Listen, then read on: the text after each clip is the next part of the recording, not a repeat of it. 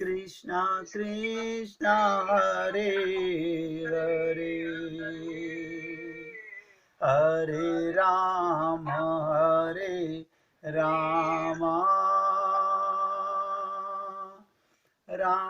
राम हरे हरे, हरे कृष्ण कृष्णा कृष्णा कृष्णा हरे हरे, हरे राम राम राम राम हरे हरे, हरे कृष्ण कृष्णा कृष्णा कृष्णा हरे हरे, हरे राम राम राम राम हरे हरे। सभी भक्त लोग बहुत एकाग्रचित्त होकर ध्यान से सुनेंगे। अभी आप लोगों ने समझा कि काम और प्रेम में क्या अंतर है। आप अगर शरीर हैं तो सुनिश्चित कामी हैं, और अगर आप आत्मा हैं तो सुनिश्चित प्रेम हैं, परमात्मा के अंश हैं। अब आप सोच लीजिएगा, आप अपने को आत्मा मानना चाहते हैं या शरीर मानना चाहते हैं। शरीर दुख स्वरूप है, समाप्त हो जाएगा। ये तुम्हें भटका रहा है, तुम समझ नहीं पा रहे हो। शरीर का सदुपयोग है भगवत प्राप्ति के लिए, संसार की सेवा और अपने मन को भगवान की प्राप्ति में लगाना। विश्वास को दृढ़ता से पकड़कर कायम रखना चाहिए। विश्वास को दृढ़ता से पकड़कर कायम रखना चाहिए। केवल विश्वास के मूल्य पर मनुष्य चाहे तो जो चाहे प्राप्त कर सकता है, भगवान को भी पा सकता है, मगर आपको विश्वास होना चाहिए। देखिएगा, जिस तरह हम विश्वास करते हैं मैं अपने पिताजी का बेटा हूं, भैया अब नहीं कह सकते हैं।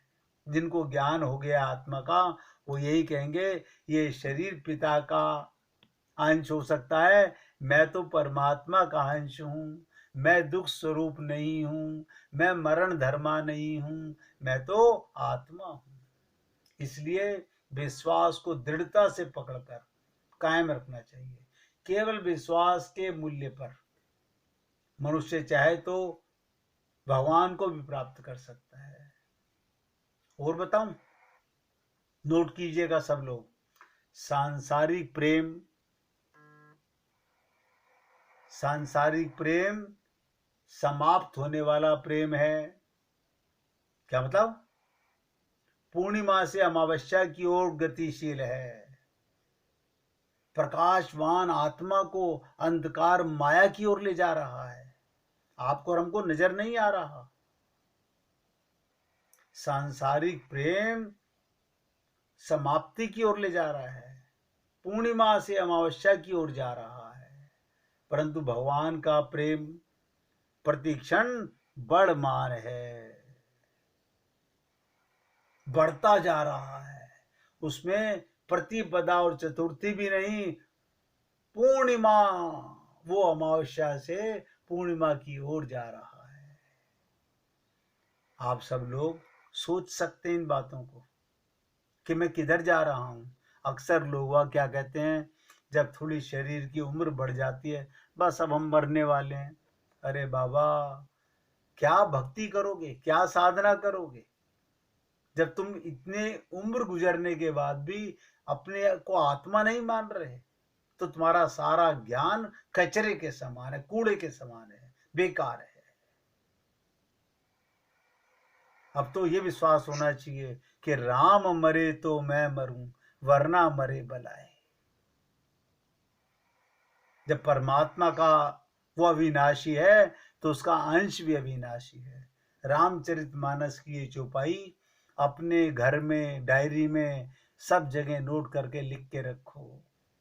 ईश्वर अंश जीव अविनाशी, चेतन अमल सहज सुख राशि। आप कौन हैं? सहज सुख राशि, नेचुरल सुखदाता के अंश हैं। कोई आपको आत्मा बना नहीं सकता, केवल आपका परिचय करा सकता है। संत महात्मा हमको ये बताते हैं कि तुम अपने प्रकाश को पहचानो। महात्मा बुद्ध ने भी यही कहा था, आप दीपो भव। हम प्रकाशवान के अंश हैं, हम संसार के अपने आप को ना माने। देखिएगा, एक था भिखारी, रेल सफर में भीख मांगने के दौरान, वो रोज भीख मांगता था ट्रेन के ऊपर। भीख मांगने के दौरान एक सूट बूट पहने सेठ जी ने उसे दिखाई दिए। उसे सोचा ये व्यक्ति बहुत अमीर लगता है, इससे भीख मांगने पर ये मुझे जरूर अच्छे पैसे देगा। वह उस सेठ से भीख मांगने लगा। भिखारी को देखकर उस सेठ ने कहा, तुम हमेशा मांगते ही हो,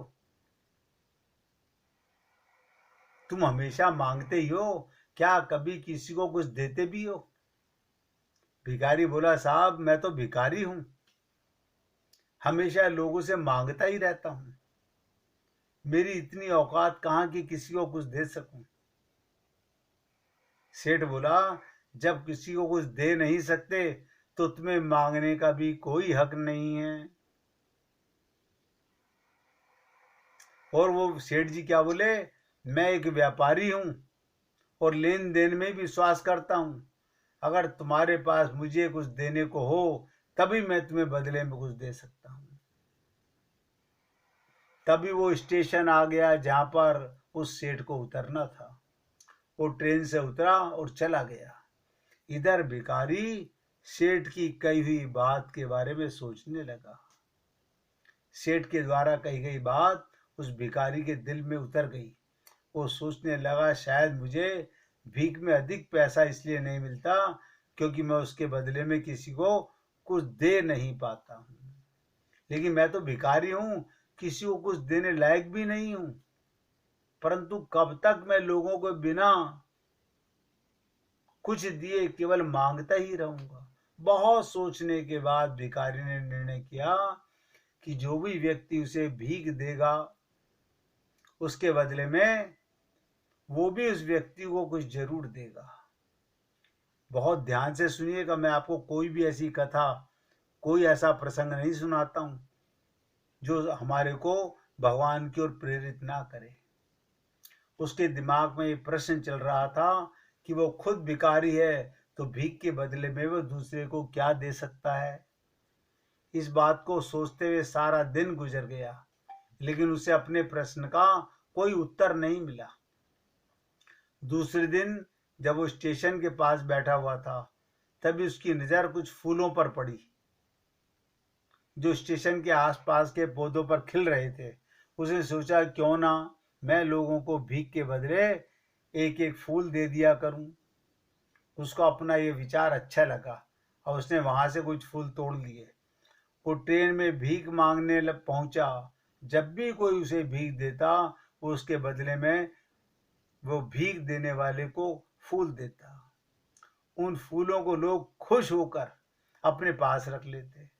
जब भिखारी रोज तोड़ता और भीख के बदले में उन फूलों को लोगों को बांट देता, कुछ ही दिनों में उसने महसूस किया अब उसे बहुत अधिक लोग भीख देने लगे हैं। वो स्टेशन के पास के सभी फूलों को तोड़ लाता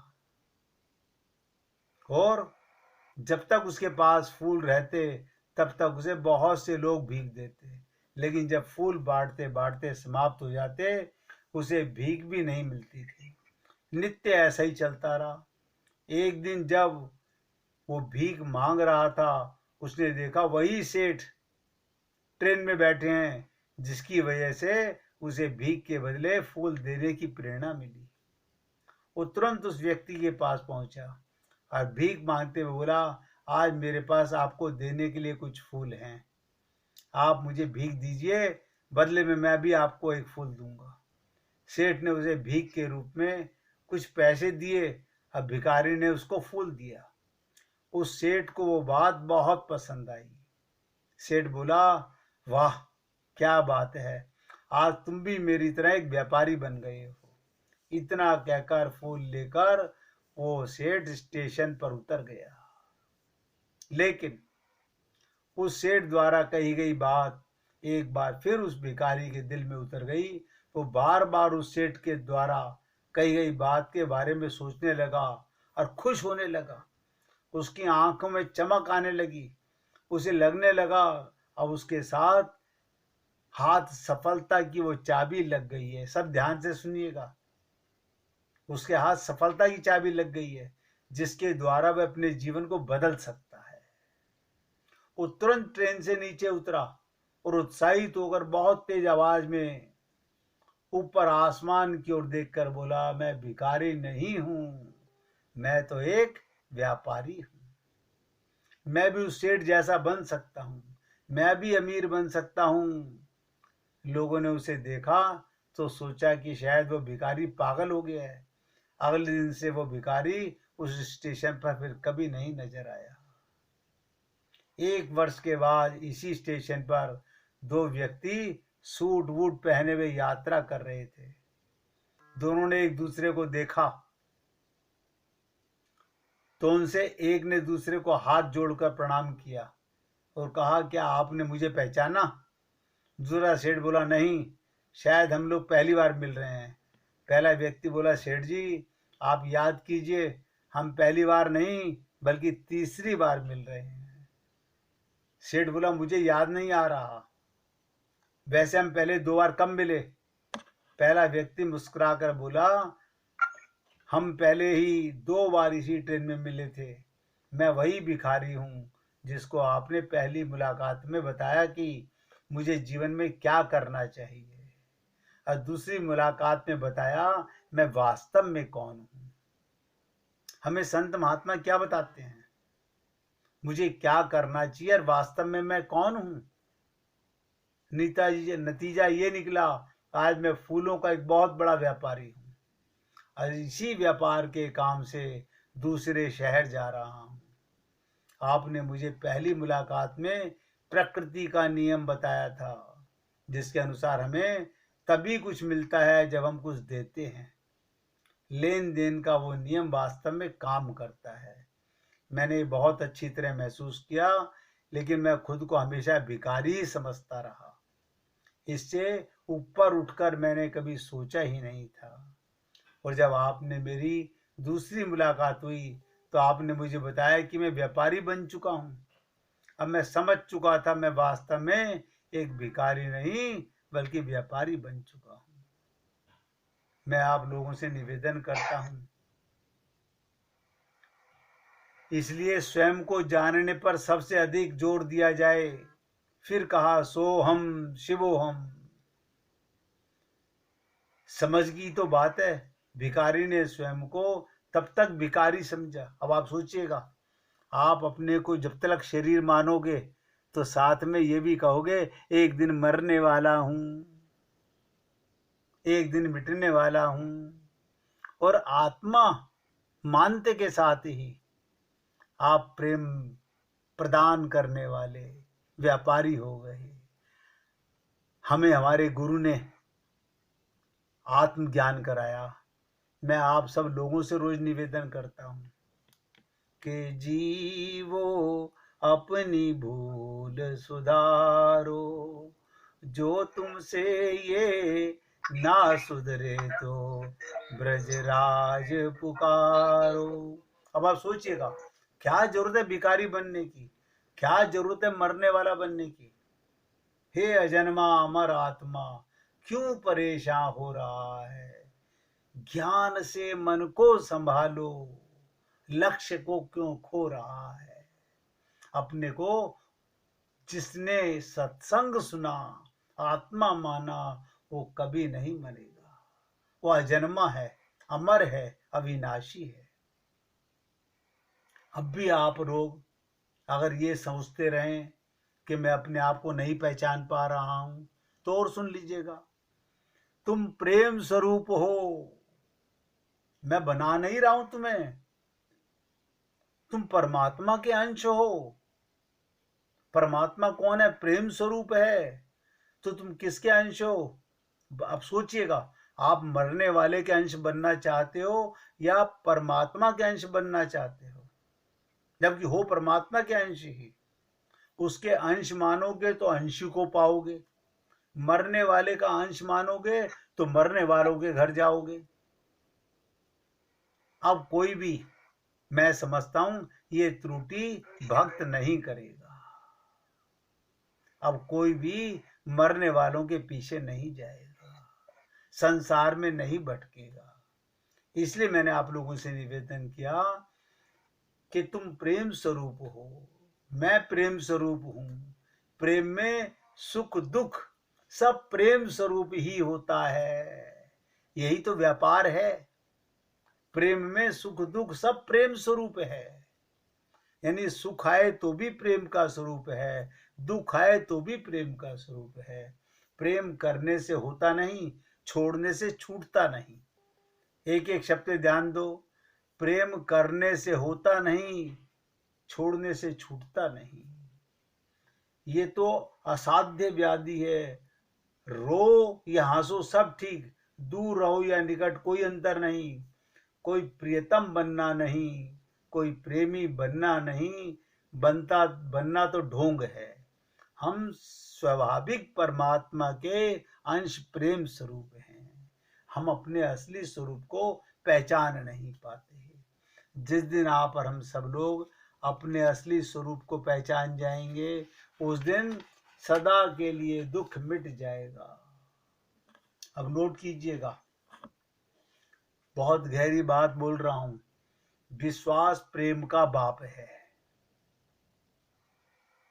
अब आपको अपने माता पिता, शरीर के माता पिता पर, शरीर के मकान पर, शरीर के सामान पर तो बहुत विश्वास है।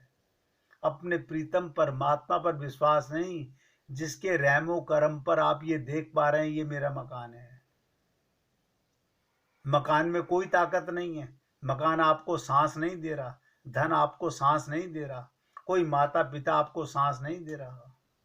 सोचिएगा, विश्वास प्रेम का बाप है, सेवा पति है और स्मृति प्राण है। इसलिए कहता हूं स्मृति प्राण है, रस आत्मा है और स्थिरता जीवन है। ये छोटी छोटी सी बातें मैं आप लोगों से क्यों निवेदन करता हूं कि मौका है हमेशा के लिए माला माल बन जाने का। जैसा अन्न वैसा मन बहुत बार सुना होगा। एक बार एक ऋषि ने सोचा कि लोग गंगा में पाप धोने जाते हैं, इसका मतलब हुआ कि सारे पाप गंगा में समा गए और गंगा भी पापी हो गई। अब ये जानने के लिए तपस्या की पाप कहां जाता है।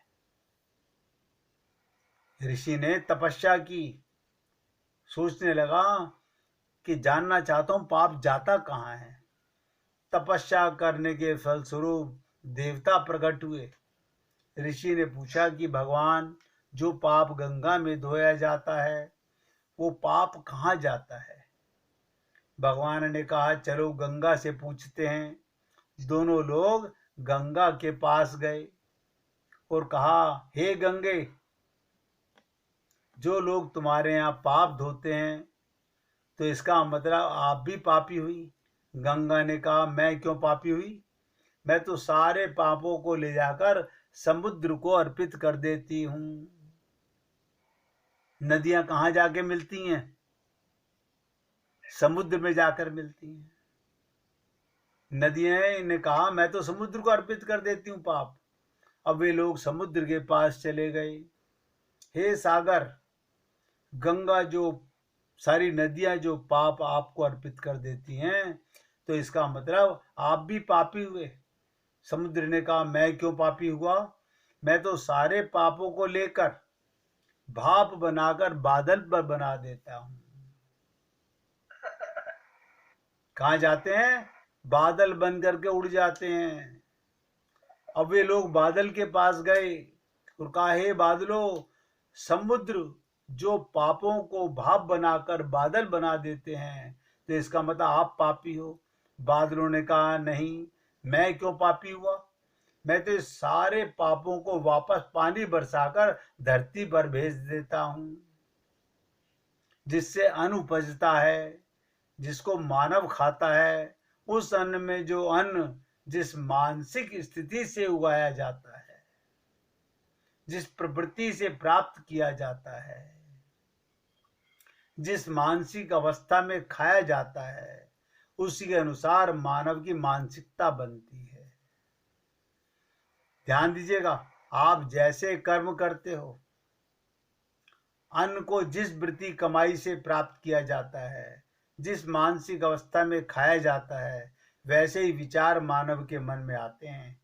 इसलिए सदैव भोजन स्मरण और शांत अवस्था में करना चाहिए। और कम से कम अन्न जिस धन से खरीदा जाए, वो धन ईमानदारी का, मेहनत का, विश्वास का होना चाहिए। आप और हम लोग ये छोटी छोटी सी बातें हैं, इन बातों को अगर गहराई से समझने का प्रयत्न करें तो बहुत सारी बातें हैं संसार में जो आप और हम लोग सुनते भी हैं, समझते भी हैं और भगवत प्रेम जानना भी चाहते हैं। आज मैं सत्संग को यहीं पर विराम दे रहा हूँ, और जो बातें मैंने आज आपको आपके स्वरूप के बारे में बताने का प्रयत्न किया, देखिएगा, आप आनंद के अंश हैं, परमात्मा के अंश हैं। अपने को शरीर मत मानिए। ये छोटी सी बात आप इस दास की मान लीजिए। हे पुण्य आत्माओं, आप अपने को शरीर मत मानिए। शरीर मिला है, ये नौका है। इस देह में हरि मिलत है। इस शरीर में बैठकर उस यात्रा पर जाना है जहां परमात्मा की प्राप्ति होती है। और परमात्मा की प्राप्ति आपको नित्य है, बस विश्वास की कमी है। अगर आप और हम सब लोग दृढ़ता से, परिपक्वता से इस बात को गहराई से पकड़ लें तो हमें भगवत प्राप्ति से कोई दूर नहीं कर सकता। आज यहाँ पर विराम दे रहा हूँ। कल फिर आपके साथ आनंद की प्राप्ति पर आगे की यात्रा कल फिर चलेंगे।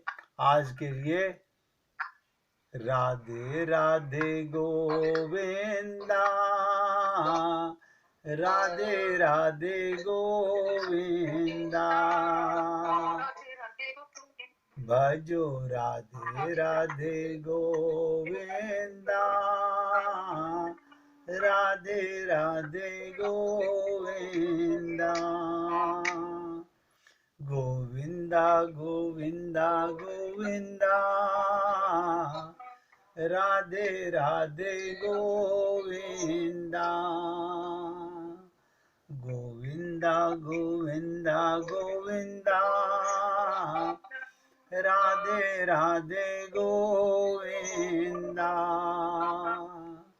राधे गोविंदा, राधे गोविंदा, राधे गोविंदा, राधे गोविंदा, भजो राधे राधे गोविंदा, राधे राधे गोविंदा, भजो राधे राधे गोविंदा, राधे राधे गोविंदा। बोलिए वृंदावन बिहारी लाल की जय। जय श्री राधे, जय जय श्री राधे। बोलिए लाल जी का मंगल हो, सभी भक्तों का मंगल हो। सबको राधे राधे भैया, राधे राधे।